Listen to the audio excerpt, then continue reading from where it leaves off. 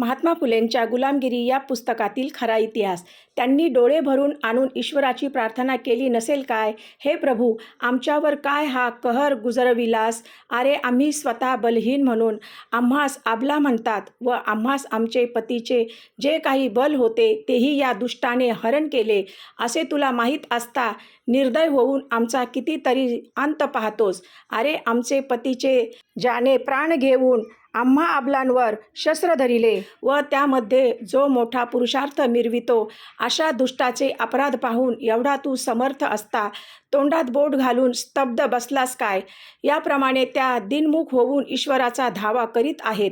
तो इतक्या दुष्ट परशुरामाने येऊन त्यास धरून चालविले नसेल काय? मग त्यांच्या शोकाला काय विचारावयाचे आहे? त्यापैकी काही स्त्रियांनी फार आक्रोश करून आपले प्राण त्यागिले नसतील काय? व बाकीच्या स्त्रियांनी अतिशय लीन होऊन त्या दुष्टाची विनवणी केली नसेल काय की अहो परशुराम, आमचे आपणाजवळ इतकेच शेवटचे मागणे आहे की आमचे पोटी जन्म पावणारे अनाथ बालकांचा प्राण घेऊ नका. आम्ही सर्व मिळून तुम्हाजवळ पदर पसरतो. आम्हास एवढे दान द्या.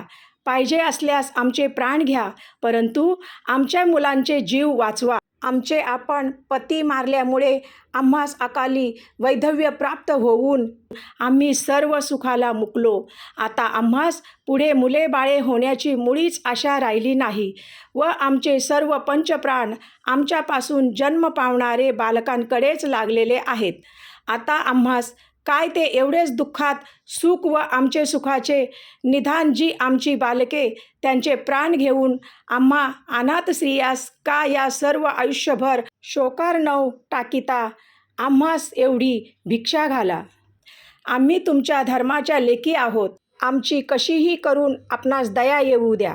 इतके करुणापर शब्द बोलल्याने त्या दुष्टाचे अंतःकरण काहीतरी द्रवावे, परंतु मुळीच नाही.